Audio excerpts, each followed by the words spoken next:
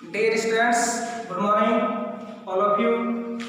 Shiva group of education के YouTube channel पर आप सबका हार्दिक अभिनंदन है, स्वागत है। 12th क्लास के लिए हमारा टॉपिक चल रहा है इनविटेशन।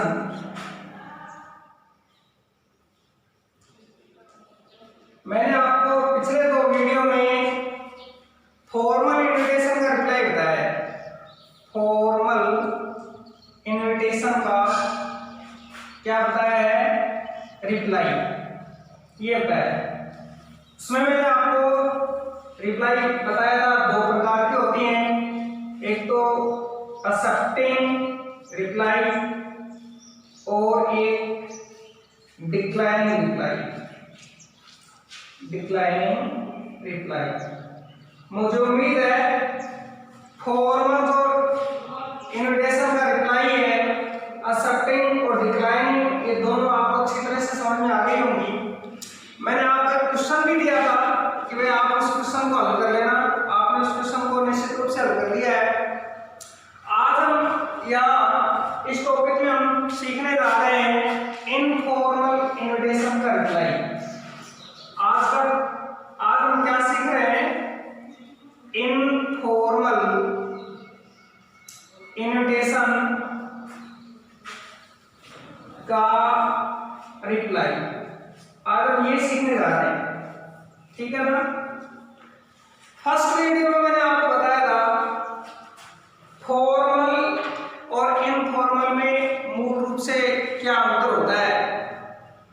आपको याद होगा इनफॉर्मल में मैंने आपको बताया था दो बातें कि इनफॉर्मल इनविटेशन या इनफॉर्मल रिप्लाई जो है वो ब्लड रिलेशन में जो है उनको लिखा जाता है, या फिर फ्रेंड मित्र जो है उसको लिखा जाता है। आगे समझ में? या तो ब्लड रिलेशन में जैसे भाई फादर है, फादर को लिखा जाता है, मदर है, सिस्टर है, ब्रदर है, अंकल है, आगे समझ में, इत्यादि इनको लिखा जाता है। या फिर फ्रेंड, इसको फ्रेंड, ब्लड रिलेशन में और फ्रेंड को जो इनविटेशन का रिप्लाई लिखा जाता है वो होता है इनफॉर्मल। इनफॉर्मल का मतलब तो आप जानते ही हो, इनफॉर्मल का मतलब होता है अनौपचारिक। क्या? अनौपचारिक, ठीक है ना। ये दूसरी बात जो मैंने बताई थी वो ये बताई थी कि इनफॉर्मल इनविटेशन जो है ना, इसके अंतर्गत फर्स्ट पर्सन और सेकंड पर्सन, फर्स्ट पर्सन व सेकंड पर्सन का प्रोनाउन यूज होता है। सेकंड पर्सन का प्रोनाउन यूज होता है। ये दूसरी बात बताई थी आपको, ठीक है। स्मरण हो रहा है ना, आपको याद है ना? ठीक है। ये दो बातें आपको फॉलो करनी होती हैं, किसमें? इनफॉर्मल में। ओके। तीसरी जो बात है वो हमें जाननी है कि इनफॉर्मल इनविटेशन का फॉर्मेट जो है, फॉर्मेट या दूसरे शब्दों में हम उसको कह सकते हैं स्ट्रक्चर, वो डिफरेंट है। वो क्या है? अलग है, डिफरेंट है, ठीक है ना। इनफॉर्मल इनविटेशन लिखना हो या इनफॉर्मल इनविटेशन का रिप्लाई लिखना हो, फॉर्मल इनविटेशन से और फॉर्मल इनविटेशन के रिप्लाई से बिल्कुल डिफरेंट है। डिफरेंट कैसे है ये समझना है, और उस फॉर्मेट में हमें किस प्रकार से लिखना होता है ये हमें सीखना है। ये दो बातें तो आपको पहले बताई थी, आज मैंने रिपीट कर दी है। इसमें तो आपको कोई दिक्कत होनी नहीं चाहिए। आज सबसे पहले मैं आपको इनफॉर्मल का वो जो फॉर्मेट है, स्ट्रक्चर है, वो बताऊंगा। उसके बाद में इनफॉर्मल का क्वेश्चन एग्जाम में कैसे आता है ये बताने जा रहा हूं, और उस क्वेश्चन को किस प्रकार से आपको हल करना है ये मैं आपको बताऊंगा। ठीक है ना? ये चीजें मुझे उम्मीद है आपने पहले से नोट कर रखी है, और यदि किसी स्टूडेंट ने नोट नहीं की तो ये आज के इस वीडियो से लेकर के भी नोट कर सकता है। अब मैं इसको मिटा देता हूं, और अब मैं आपको बताऊंगा इनफॉर्मल इन्विटेशन का फॉर्मेट क्या होता है, इनफॉर्मल इन्विटेशन का रिप्लाई का फॉर्मेट क्या होता है, ये मैं आपको बताऊंगा। इसको मैं मिटा रहा हूं।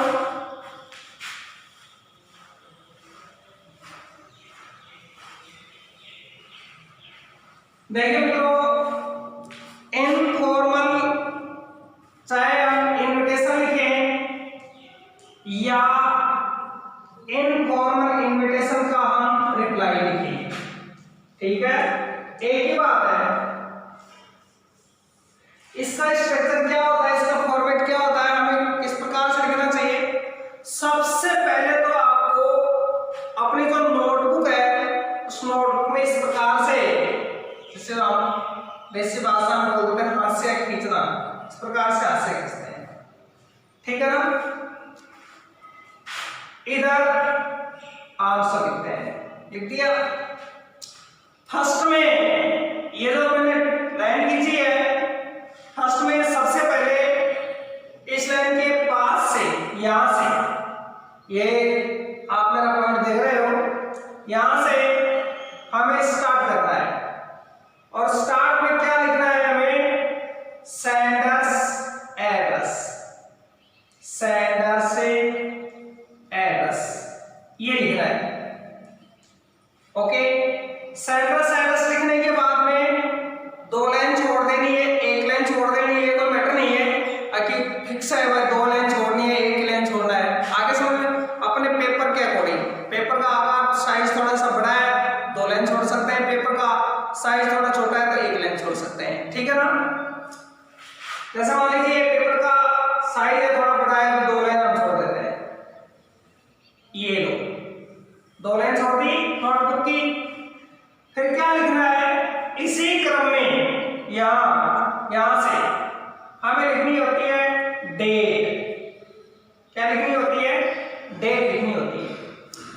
क्या डेट लिखनी होती है, जिस डेट को हम इनविटेशन लिख रहे हैं या जिस डेट को हम इनविटेशन का रिप्लाई लिख रहे हैं वो डेट लिखनी है, ठीक है ना। लेकिन वो डेट लिखे कैसे, ये मैंने DATE ये जो डेट की स्पेलिंग लिखी है इस प्रकार से आपको स्पेलिंग नहीं लिखनी है। आपको डेट कैसे लिखनी है, जैसे आज की डेट की बात करें तो मान लीजिए जैसे आज से हमें लिखना है, इनविटेशन लिखना है, ये इनविटेशन का हमें रिप्लाई लिखना है। आज हम जानते हैं 20 अगस्त 2020 है, आज की डेट हम क्या लिखेंगे, कैसे लिखेंगे, अगस्त 20, 2020। एक तो ये तरीका है, ठीक है, डेट लिखने का। दूसरा तरीका, डेट को हम ऐसे फर्स्ट में लिख सकते हैं 20 अगस्त 2020। यहाँ पर कहीं पर भी आपको फुल स्टॉप लिखने की आवश्यकता नहीं है, नहीं तो यहाँ पर सेंडर्स के एड्रेस के साथ में फुल स्टॉप लिखना है, नहीं यहाँ डेट के साथ में फुल स्टॉप लिखना है। अब ये जो डॉट लिखा है ना, ये डॉट तो मैंने इसलिए लिखा है क्योंकि यहाँ पर मैं अगस्त की फुल स्पेलिंग नहीं लिख रहा हूँ, शॉर्ट स्पेलिंग लिख रहा हूँ, इस वजह से मैंने यहाँ डॉट लिखा है, बाकी आपको फुल स्टॉप नहीं लगाना है। डेट आपको इस प्रकार से लिखना, तो डेट कैसे लिखना है ये आपने समझ लिया है, इस प्रकार से लिख सकते हैं या इस प्रकार से लिख सकते हैं। डेट के बाद में क्या लिखना होता है, वही बात, एक लाइन हम छोड़ सकते हैं इसके नीचे या दो लाइन छोड़ सकते हैं, छोड़ दी। इसी क्रम में फिर हमें लिखना होता है संबोधन। देखो संबोधन को भी एड्रेस बोलते हैं। ये जो एड्रेस की स्पेलिंग है और ये स्पेलिंग है ये बिल्कुल समान है। इस एड्रेस का मतलब है पता और इस एड्रेस का मतलब होता है संबोधन, संबोधन, ठीक है ना। संबोधन लिखना होता है, संबोधन में कैसे क्या लिखना होता है, मान लीजिए अपन फादर को लिख रहे हैं तो हम लिखेंगे माई डियर फादर।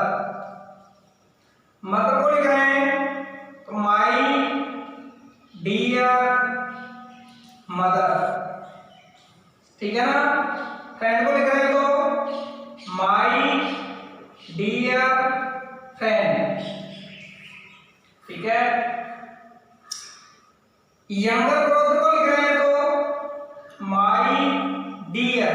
देखिए एक तो आप जानते हो, एक होता है एल्डर ब्रदर, एल्डर, और एक होता है यंगर, ठीक है ना। ये तो बताने की आपको जरूरत ही नहीं है कि एल्डर और यंगर क्या होता है, ठीक है। यदि यंगर को लिखते हैं तो माय डियर, डियर के बाद में यंगर का नाम लिखना होता है। क्या लिखना होता है? नाम। चाहे यंगर ब्रदर हो चाहे यंगर सिस्टर हो, यदि यंगर को लिख रहे हैं तो माय डियर और उसका नाम लिखना होता है। लेकिन यदि एल्डर को लिख रहे होते हैं तो एल्डर के लिए तो आपको रिश्ते का नाम लिखना पड़ेगा, माय डियर ब्रदर, या सिस्टर को लिख रहे हैं तो माय डियर सिस्टर, इस प्रकार से, ठीक है। ये आपको लिखना है संबोधन में। ये जो स्पेलिंग लिखी है ये नहीं लिखनी है, ये तो मैंने आपको इसे समझाया है। संबोधन में अर्थात इस स्थान पर जिस किसी को भी हम इनविटेशन लिख रहे हैं या जिस किसी को भी हम रिप्लाई लिख रहे हैं उसका यहाँ पर संबोधन लिखेंगे, ठीक है। संबोधन के नीचे आपको कोई लाइन नहीं छोड़नी है। संबोधन के ठीक नीचे से हम मैसेज स्टार्ट करेंगे। क्या स्टार्ट करेंगे? मैसेज, ठीक है। मैसेज में जो कुछ भी विषय वस्तु है उसको हम थोड़ा सा डिटेल से लिखना चाहेंगे, लिखते हैं। इस मैसेज में एक बार फिर बता रहा हूं आपको, फर्स्ट पर्सन और सेकंड पर्सन इन्हीं का यूज करना है, थर्ड पर्सन का यूज नहीं करना, इनका यूज करना है।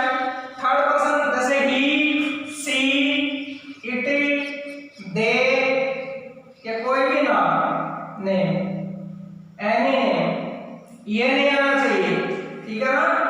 ये नहीं आना चाहिए कहां पर? मैसेज में। मैसेज लिखने के बाद में मैसेज जहां पर समाप्त हो उसके नीचे हम एक लाइन छोड़ देंगे। एक लाइन छोड़ करके फिर हम लिखेंगे लास्ट में सेंडर्स नेम, सेंडर्स नेम, ये लिखते हैं। ये हमारा फॉर्मेट है। इनफॉर्मल इनविटेशन लिखें या इनफॉर्मल इनविटेशन का हम रिप्लाई लिखें, एक्सेप्टिंग और डिक्लाइनिंग। हमारा फॉर्मेट ये रहेगा। First of all we should write sender's address, हमें भेजने वाले का पता लिखना चाहिए। इस सेंडर्स एड्रेस को किस प्रकार से लिखना चाहिए वो भी आपको एक बार बता देता हूं। जो व्यक्ति इनविटेशन लिख रहा है या जो व्यक्ति इनविटेशन का रिप्लाई लिख रहा है उस व्यक्ति का यहाँ नाम नहीं लिख रहा है, उस व्यक्ति का नाम नहीं लिख रहा, उसके फादर का नाम नहीं लिख रहा, उस व्यक्ति का कॉरेस्पॉन्डेंट एड्रेस लिखना है। कॉरेस्पॉन्डेंट एड्रेस में भैया वो व्यक्ति जिस स्थान पर रह रहा है ना उस जगह का नाम लिखना है। आगे समझ में? सेंडर्स एड्रेस में क्या लिखना है? व्यक्ति जिस जगह पर रह रहा है उस जगह के बारे में लिखना है। व्यक्ति का नाम नहीं लिखना, उसके फादर का नाम नहीं लिखना, ठीक है। डेट कैसे लिखनी है? नंबर 2 पर ये बात मैंने आपको बताई थी। नंबर 1 पर आपको सेंडर्स एड्रेस लिखना है। डेट कैसे लिखनी है ये बात मैंने आपको समझा दी है। फिर नंबर 3 पर संबोधन लिखना है जिसको हम इंग्लिश में एड्रेस बोलते हैं, ये कैसे लिखना है ये भी मैंने आपको समझा दिया है। फिर नंबर 4 पर हम मैसेज लिखते हैं। अब मैसेज मैं आपको लिख के बताऊंगा। मैसेज जहां पर समाप्त होता है उसके नीचे एक लाइन छोड़ देंगे, सेंडर्स नेम लिखेंगे। सेंडर्स नेम मींस जो व्यक्ति इनविटेशन लिख रहा है या जो व्यक्ति इनविटेशन का रिप्लाई दे रहा है उसका नाम, ठीक है। बस आपको 5 स्टेप फॉलो करने हैं। इनफॉर्मल इनविटेशन में आपको कुल कितने स्टेप फॉलो करने हैं? 5। ठीक है। सबसे पहले अपने नोटबुक में इस प्रकार से लाइन लीजिए, उसके बाद में लाइन के इस साइड में आंसर लिख दो।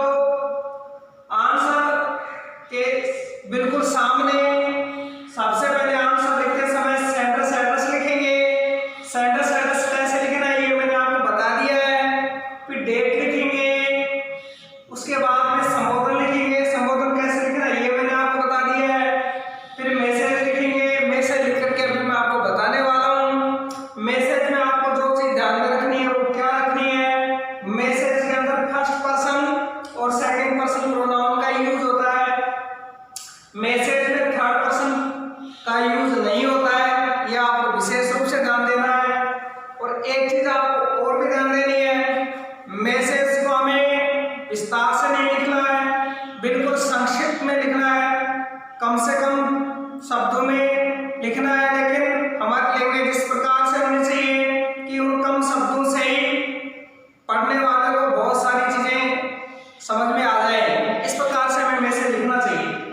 मैसेज जहां पर एंड होगा उसके नीचे एक लाइन छोड़ देंगे और लास्ट में नंबर 5 पर सेंडर्स नेम लिखा जाएगा।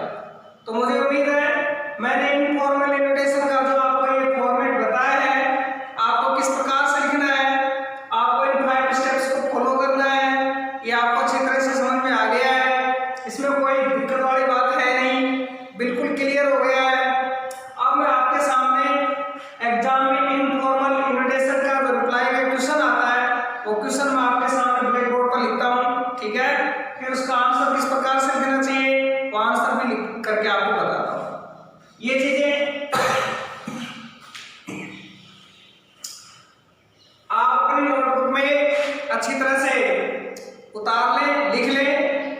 वीडियो को एक बार दो बार लगातार देखते रहिए, आपको अच्छी तरह से समझ में आ जाएगा। इससे आसान तरीका तो शायद मुझे लगता नहीं है कि कोई और बनता है, और इससे आसान तरीका बनता ही नहीं है। ये सबसे आसान तरीका है जो मैंने आपको इनफॉर्मल इन्विटेशन का बताया है। इसी को आप अच्छी तरह से सब देख लेंगे, सुन लेंगे, ठीक है ना, तो फिर आपको कोई दिक्कत आने वाली नहीं है। अब मैं इनको मिटा रहा हूँ और अभी आपके सामने क्वेश्चन लिखता हूँ। उस क्वेश्चन का आंसर कैसे लिखना है ये मैं आपको लिख के बता रहा हूँ।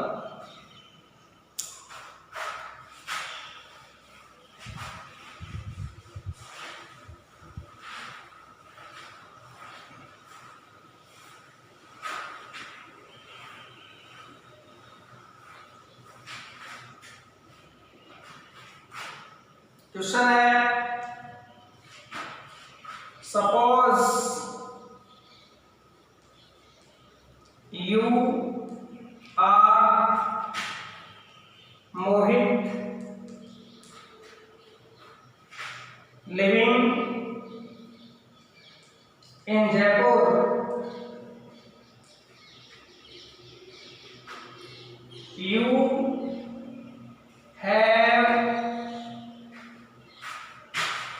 You have received an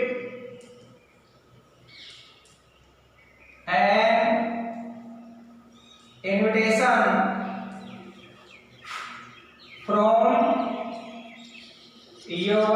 your friend Sachin on the occasion of his daughter's birthday.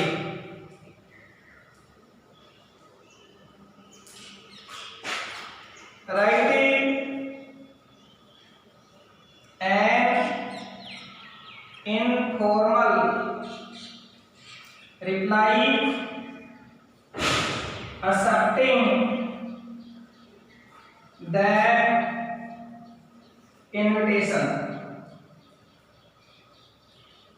ये आपके सामने क्वेश्चन है, देख लीजिए आप।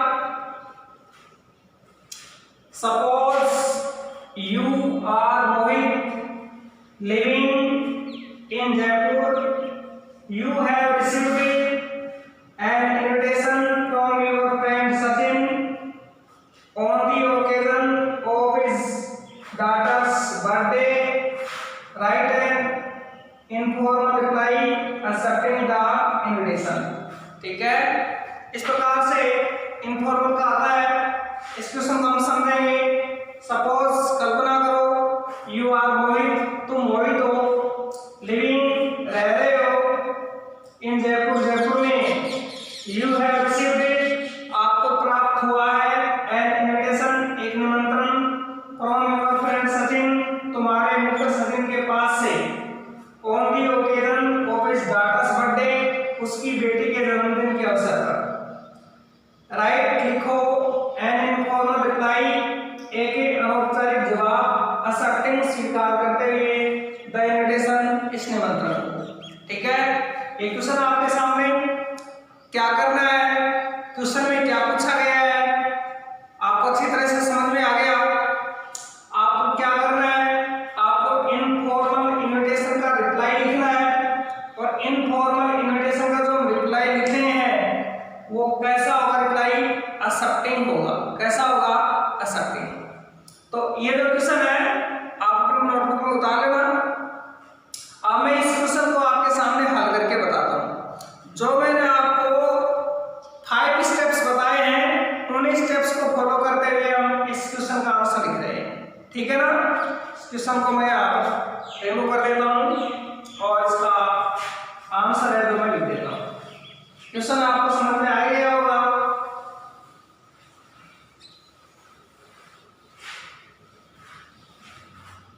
देखिए, मैंने आपको बताया था सबसे पहले क्या करना है, अपनी जो नोटबुक है जिस पेज के ऊपर आपको आंसर लिखना है, उस पेज पर इस प्रकार से आपको आंसर लिख देना है। लिख दिया, यहाँ पर लिख दिया आंसर। कितने नंबर का क्वेश्चन है, जैसे मान लीजिए 3 नंबर का क्वेश्चन है, तो यहाँ पर लिख दिया हमने नंबर 3। ठीक है, यहाँ लिखना है क्या, सेंटर सेंटेंस। ठीक है ना, यहाँ पर रिप्लाई कौन दे रहा है, देखो रिप्लाई दे रहा है भैया मोहित। कौन दे रहा है, मोहित। अरे मोहित कहाँ का रहने वाला है, ये मोहित रहने वाला है भैया जयपुर का। कहाँ का रहने वाला है, जयपुर का। क्वेश्चन में केवल जयपुर लिखा हुआ है। ठीक है, यदि हम एड्रेस में केवल जयपुर लिखें तो यह सफिशिएंट नहीं है। आप भी जानते हो, यदि आपको कोई ये कहे कि भैया मैं जयपुर में रहता हूँ, आप मेरे से मिलने आ जाना, तो क्या वो एड्रेस आपके लिए सफिशिएंट है? बिल्कुल नहीं, क्योंकि जयपुर तो बहुत बड़ा है। हम घर घर थोड़ी पूछते रहेंगे वहां जाकर के कि भैया अमुक व्यक्ति आपके यहाँ रहता है क्या, अमुक व्यक्ति आपके यहाँ रहता है क्या। नहीं, जयपुर बड़ा शहर है, बड़ी सिटी है। ठीक है ना, एड्रेस केवल जयपुर सफिशिएंट नहीं है। जयपुर में किस जगह के ऊपर रहता है, ठीक है ना, उस जगह का लोकेशन हमें लिखना होता है एड्रेस के अंदर। तो जैसे क्वेश्चन में तो कुछ नहीं दे रखा, क्वेश्चन में तो केवल जयपुर दे रखा है, लेकिन ये तो हमारा दिमाग है ना, हमें सोचना है कि भाई जयपुर में लोकेशन कौन सी है, उस लोकेशन को यहाँ पर लिखना है। तो यहाँ पर हम लिख सकते हैं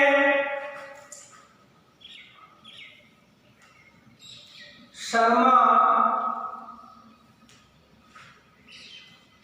कॉलोनी,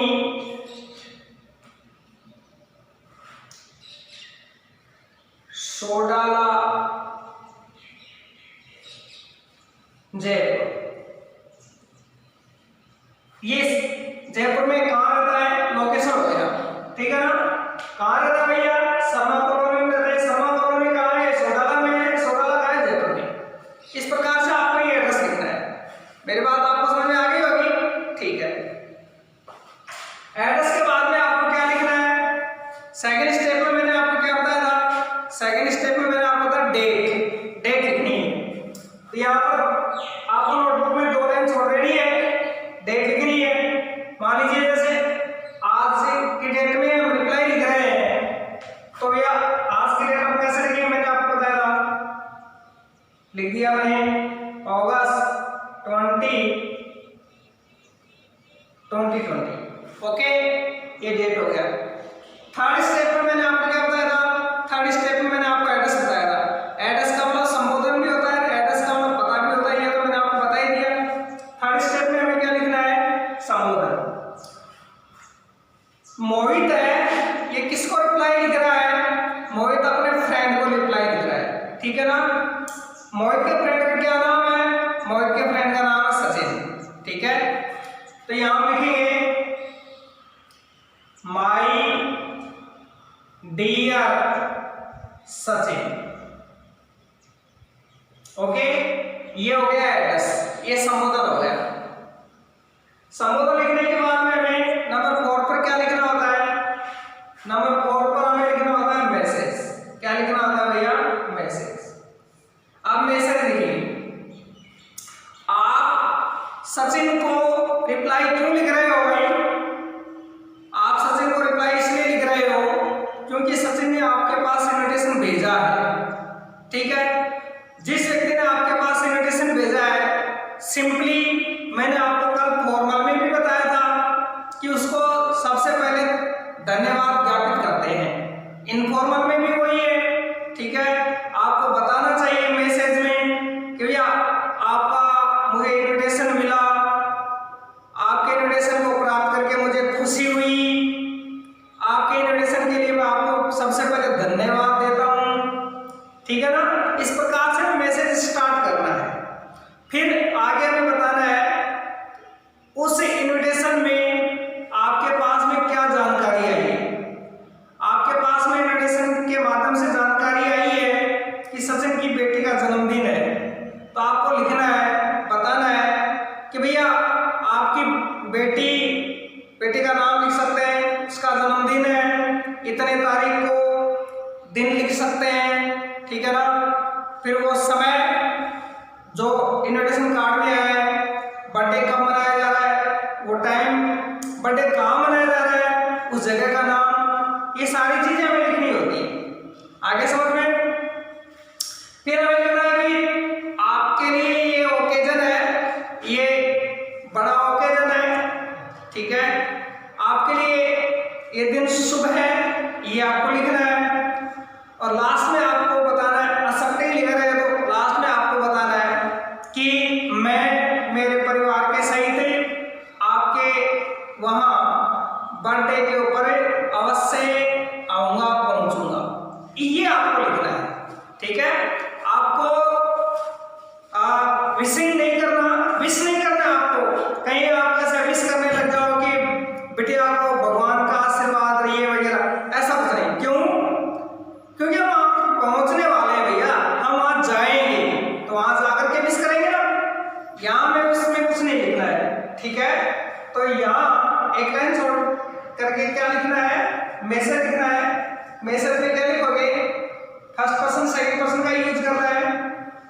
लिखेंगे I am very glad to receive the invitation. बिल्कुल सिंपल लैंग्वेज है, कुछ भी आपको इसमें याद रखने की आवश्यकता नहीं है। क्या लिखा है इसमें? आई एम वेरी ग्लेड, मैं बहुत खुश हूं, टू रिसीव, प्राप्त करके, द इनविटेशन, इस निमंत्रण को। इस निमंत्रण का मतलब आपने जो निमंत्रण भेजा है, इसको पा करके मैं बड़ा खुश हूं, ठीक है। सिंपल लैंग्वेज है ना, इसमें आपको कुछ भी याद रखने की आवश्यकता नहीं है, आराम से हम लिख देंगे। और क्या लिखना है? योर डॉटर सीमा's बर्थडे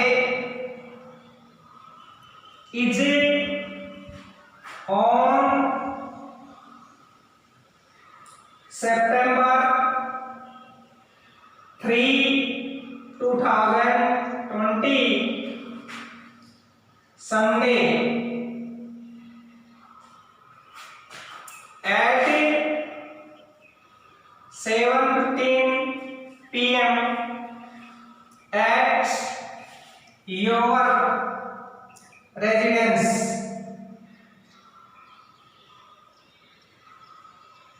यहाँ पर फुल स्टॉप आपको लगाना है। इस सेंटेंस में हमने क्या लिखा? इस सेंटेंस में हमने लिखा योर डॉटर सीमा's बर्थडे, आपकी बेटी सीमा का जन्म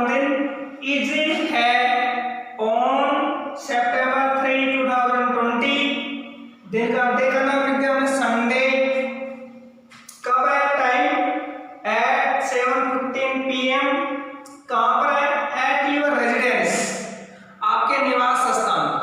देखो यहाँ पर योर रेजिडेंस हमने लिख दिया, यहाँ पर हम किसी होटल का भी नाम लिख सकते हैं, क्योंकि हम जानते हैं कि भाई बर्थडे जो है ना वो घर पर भी सेलिब्रेट किया जाता है, किसी होटल में भी सेलिब्रेट किया जा सकता है, किसी गार्डन में भी सेलिब्रेट किया जा सकता है। तो यहाँ पर हम गार्डन का नाम भी लिख सकते हैं, होटल का नाम भी लिख सकते हैं, रेजिडेंस का नाम भी लिख सकते हैं। आगे समझ में, ये चीजें हमें इस प्रकार से लिखनी है, ठीक है। फिर थर्ड सेंटेंस में हमें क्या लिखना है, the ceremony is very auspicious for us। The ceremony, ये समारोह है, ये उत्सव, ये समारोह कौन सा उत्सव, बिटिया का जन्मदिन का ये उत्सव, ये समारोह है, इज है, वेरी बहुत, एस्पिशियस शुभ, एस्पिशियस मींस होता है शुभ, स्पेलिंग अच्छी तरह से देख लेना। फॉर अस का मतलब हम सब के लिए, ऐसे नहीं फॉर यू नहीं लिखना, क्योंकि यू लिखने से उसमें अपनत्व का भाव नहीं आता, ठीक है ना। फॉर अस हम सब के लिए, ये जो अवसर है हम सब के लिए बहुत ही शुभ है, ओके। इसके नीचे क्या लिखेंगे, इसके नीचे जो लिखना है मैं यहाँ पर लिख कर आपको बता रहा हूं, आई विद माय फैमिली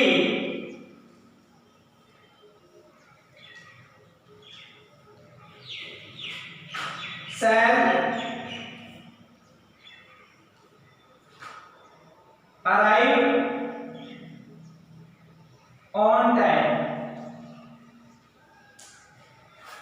क्या लिखा, आई मैं, विद माय फैमिली मेरे परिवार के साथ, मैं मेरे परिवार के साथ, शैल अराइव पहुंचूंगा मीन्स आऊंगा, ऑन टाइम समय के ऊपर, ठीक है।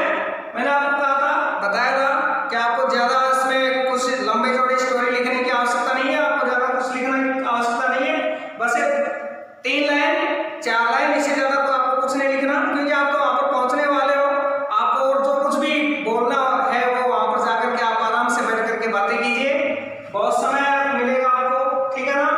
ये चीजें आपको मैसेज में लिखनी है, मैसेज जहां पर समाप्त होता है उसके नीचे आपको एक लाइन छोड़ देनी है, और फिर उसके नीचे आपको लिखना है लास्ट में सेंडर्स नेम। तो सेंडर्स नेम में क्या लिखेंगे, योर्स, इसी अवस्था में तुम्हारा मित्र, और कौन लिख रहा है, सेंडर कौन है, मोहित, तो यहां लिख देंगे मोहित। ये हो गया आपका इनफॉर्मल रिप्लाई, ओके। असत्य है ये, नो डाउट, क्योंकि आप बता रहे हो कि भाई मैं पहुंचूंगा अगर मींस आप वहां जाओगे, और जाना है तो फिर वो आप स्वीकार कर रहे हो, इसमें तो कोई सोचने की बात ही नहीं है। इतना लिखने के बाद में ये जो आपके पास फॉर्मेट बना है, इतना लिखने